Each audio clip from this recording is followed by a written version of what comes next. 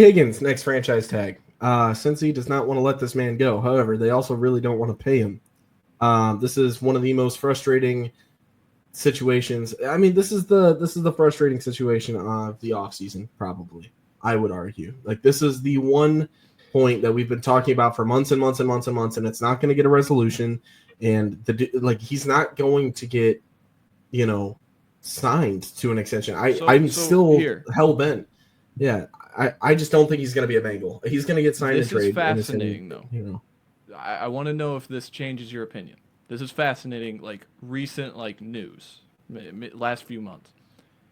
Tee Higgins released his agency. He now has the same sports agent as Jamar Chase. They are linked together as a package deal for Cincinnati and Cincinnati only. So there are ways for this guy to be in a room with Cincinnati and talk about both Jamar Chase and Tee Higgins in a way that both of them gets paid long term, both of them stay with their guy Joe Burrow. I don't know if that changes your, opinion on the whole situation, but it's changed mine.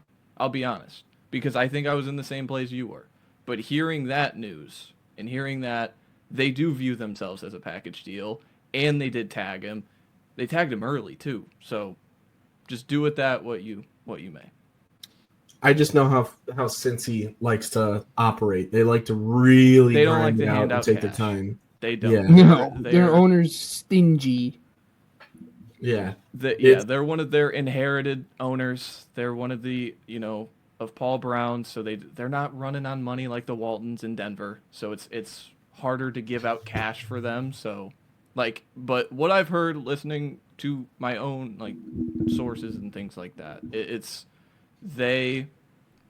everyone wants to get it done, from staff to front office to even the players, Tee Higgins and Jamar themselves.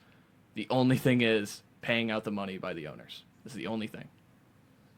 We'll see what happens. I'm excited. Yeah. I think that Tee Higgins could be so much more on a different team, though. That's the thing. I see him. I don't know. I don't like that he's in a supporting role. And I wonder what Tee Higgins would think, right? I wonder if he thinks the same thing. If he thinks his production would go up if he wasn't playing alongside a superstar like Jamar Chase. And I get it. Jamar Chase is Jamar Chase. I feel like there's a lot of volume that goes to that, though. If, Tee Higgins were to go to New England, I expect him to take over that team. That is his team. And he would perform a heck of a lot better, than he would on Cincinnati, is my point. And so, that's where I'm coming from. And I wonder if that factors into it, or if he would really honestly be willing to take a pay cut to make sure that he stays a Bengal with Jamar Chase. However, I mean, why hasn't this been done then at that point? If that was a package deal, to your point, my question as a follow-up would just be, why hasn't this already been done then? Because if he's willing to take that pay cut and he's willing to take a little bit less money than he would make elsewhere, just to stay linked up with these other two guys, what's taking so long? Well, because A, he had just signed with the new agent. B, it's probably because they have to be working both contracts. So it's not just the T contract that they're going to be working on. It's also the Jamar Chase contract that they have to be working on as well. In terms of money, really quickly, that Joey Bosa cut saves them just over $25 million. So now the Chargers have 70 or almost $90 million in free agency this year, because he had 65 before, which is ridiculous.